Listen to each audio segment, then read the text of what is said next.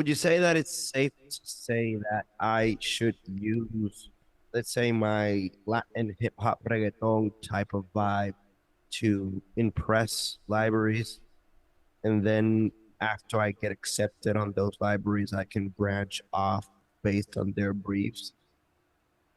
Yeah, that's a good question. So the question is, if like, should you kind of play on the like your the reggaeton hip hop stuff first to like make the introduction and then kind of branch off into other styles of music? Yeah, pretty much like submit with what I'm strong at Mm-hmm. first, Yeah. and then just compose whatever they need afterwards. Yeah, 100%. I would do that. Start with like the strongest genre you have, and then go from there. Because once the briefs start rolling in, that's when it you don't have to think too much about what to create. Like you're just creating whatever the brief is asking for. But yeah, start with your strongest genre, especially that style of music, because I think there's like a high and growing demand for it, like for authentic sounding stuff. You know what I'm saying? So I think if you do that, I think that'll work out for you for sure because you got some good quality stuff. Great, thanks. Yep.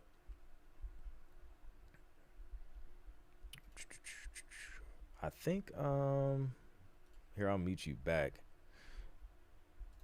I don't know why my thing is tripping. Um but yeah, great question. Start with what you do first. B Rat says, yep, analysis paralysis is alive and well in my studio. Always wake up in the morning thinking I need to change or add something. 100%. Yep. We all get hit by it sometimes. Gregory Webb from Pennsylvania. What's good?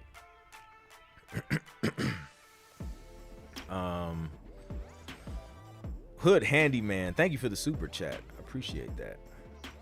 Um, Pair character doing a shake a sign with his hand saying cool. Oh, that must have been like a description of an emoji. Um, exactly. Check all the boxes, then throw in a ton of tritones. That would be so just disrespectful for the just all of a Not sure if you sudden. can hear us, but you're on mute. Oh, yep. Oh wait, I'm on mute. How am I on mute? It's not even mute.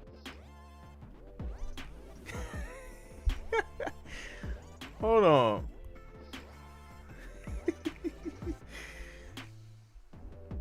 I don't even know how to undo it.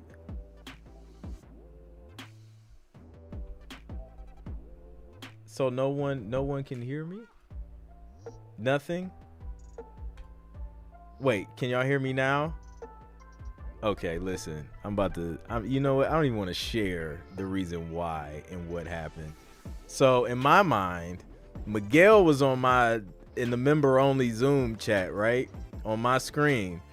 So I hit mute audio thinking I'm muting Miguel, and I just muted myself. Man, telling you, man, it's crazy. It's what lack of sleep will do. My youngest one, she been waking up in the middle of the night consistently. And then my oldest, he's been like, bro, I turned around one night and bro is just standing there, like looking at me.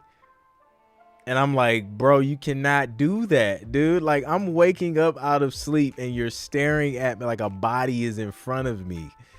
Man, dude, I have to like take a second and just think because I'm not expecting that. So I'm tired. So yeah, man. Start with your strongest genre is what I was saying when I was muted. Start with the strongest genre. What else did I say? I said a lot in that in those few minutes. That was basically the basis of it. Start with the strongest genre and then kind of go from there. And then I was reading off some comments. Oh, the tritones. Check all the boxes and then throw in a ton of tritones. Throw in all the things at the end of the track. So yeah, absolutely. After getting accepted into a library, can you talk about ways to keep your music from sitting on the shelf? That's a great question, Ken, because I think that's a huge fear that a lot of producers have is, okay, here's this amazing library. And for those who don't know, library, publisher, sync company, these are like, I use these interchangeably. They all kind of are like, they mean the same thing. It's like a publisher that specializes in sync. So when we say library, it's like production music library. That's what we're referring to, not like the public library where you go read and learn. So you find this library, it's a great company. Your fear is, man, I see all this music and all these composers. Like, how is my music gonna stand out amongst all of this and actually get placed? And I'm glad you asked. The way you got to think about it is, it's a library of music, right? And it doesn't necessarily sit on like a, you know, a shelf, right? Quote unquote shelf. When we do the boring stuff called metadata, when we're describing our songs or coming up with sentences that says what this song is, what it sounds like, moods, keywords, BPM, style, genre, all of that stuff. A lot of times these libraries, they have clients that have access to their library on the back end, to where they can go in and they can search certain terms, keywords, moods. So they're working on the scene. They're like, man, I need something that's like tense and dramatic, but like also hip hop or whatever.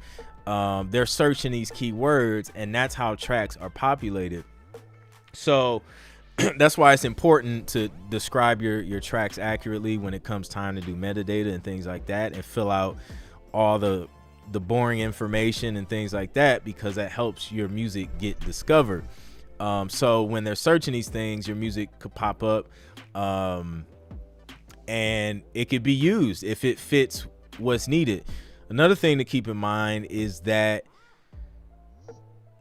in a, let's just say, a simple reality show that airs for like, 45 minutes, an hour, whatever, like Love and Hip Hop, for example, will use like over 100 pieces of music in one episode. So they go through so much music so fast that like you would think, oh man, like I don't really have a huge chance of my music getting placed. Like I've talked to an editor before, and he's just like, yeah, bro, like we just get access to the library and we just like we just go through a bunch of tracks, and we like need so much music that we're just going through it, placing it. That's why I love episodic things, because sometimes you'll have an editor that like, because they need so much music, they'll hear your track and they're like, oh, this was dope, like this guy's stuff is dope. They'll go through and like just keep pulling your stuff because they just know it works, and you'll end up on like multiple episodes just like that. So there's that. There's like a bunch of opportunities for shows and music to be placed in those shows. And then another way that you can kind of stay on their radar is by keeping the line of communication open and by consistently submitting music. So if you submit like 1 or 2 tracks and then don't submit anything for like months and years, then yeah, you probably gonna like sink to the bottom and be on the bottom shelf, right? Just because there's not enough of your music being populated to give yourself the highest chance possible of getting something placed. So if you're competing against me, where like when I first got started, my goal was like send in 5 tracks every brief, right? And usually I was getting briefs every week. So if I'm getting in 5 tracks a week, and then you submitted one 3.5 months ago and you're just waiting to see if it gets placed first before you submit anything else, I'm going to get more placements for you because I just simply have more tracks in there. It's not that I'm more talented than you. It's just I have more numbers, just higher number of tracks, which is just the law of averages. The more tracks you have in there, the higher the chance you have of actually getting something placed. So that's like the long-winded explanation of kind of how to prevent your music sitting on the shelf with the library. So yeah. Oh, never went. Oh, I know what happened. So I muted the member only Zoom, so everybody inside Sync Producer Hub basically couldn't hear me if they're in that if they're in that thing. My YouTube people are like, this guy has lost his mind. That's hilarious. Yeah, there's a there's a lot of audio things going on over here in the background. LW will be the first to let me know if I'm muted on the YouTube side. I'll tell you that. So yeah. Elder's been listening to Flair's greatest hits playlist. Listen, man. Throw one of Flair's trailers behind the scenes of me waking up to my son standing next to me in the middle of the night staring at me, and we have a very scary scene. Hands down. Yeah, some chunky action. It's crazy. It's like, what are y'all doing? And then the middle kid, he comes in like low key, like you just kind of see he's short, so like you just see his head walking in the room, and you kind of hear him because he just comes out the room a certain way. So like I hear the door and I know it's him. I ain't even hear this dude come out. Like, bro, just you wake up, he's there. Like, it's crazy. This stuff is creepy, man. You gotta stop doing that. So yeah, let me see. Let me try and get one more question in before we transition here. The Firestarter says, have you ever asked the library what keywords they are using on your music, since in most cases we can't see it unless we are an actual client? No, I haven't. That would be a good question though. Cause some you could go on the website and, like, you know, once they have it uploaded, you can see it. But then there's some where they may not have like a front facing library of music. So in that case, I think it would be a great question to hit them up. Like, hey, you know, what are some keywords you would use to describe my music? Because that could be insightful for sure.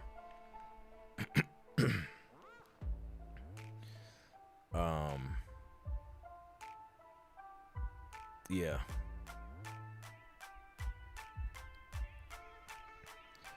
All right, let me see. When we complete a track, are satisfied and ready to submit, but don't know what is best suited for a sports reality trailer. Is there a way to determine what's best for its chances? Honestly, man, I say throw that out the window when you submit. And the reason why is because that's the publisher's job, and to figure out what works for their clients. Let them do that. Just submit the music.